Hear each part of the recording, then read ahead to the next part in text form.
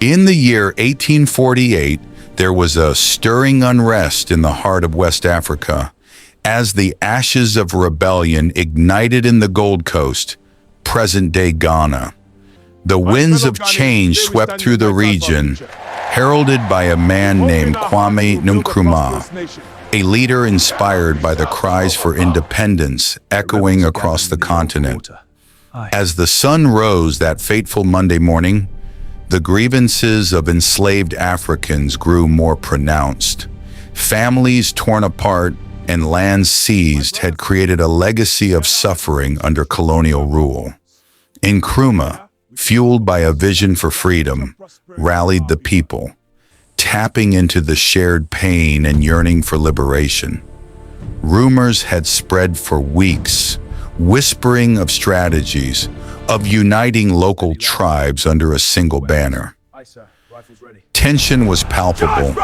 The colonial powers under the British Crown remained blind to the storm brewing beneath their feet.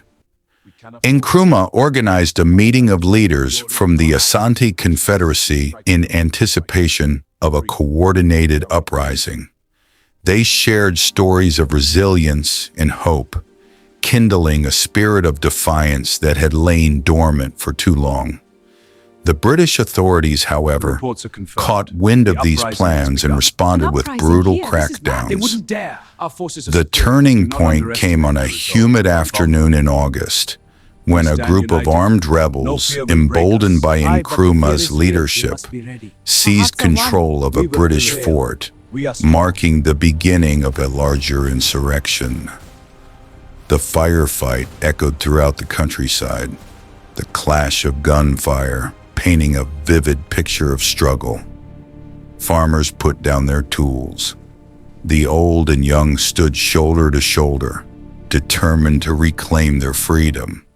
While the rebellion was ultimately quelled after several intense confrontations, the seeds of resistance grew throughout West Africa. Nkrumah became not just a symbol of the failed revolution, but of hope for future generations. His vision would inspire countless leaders who followed, each taking up the mantle of liberation.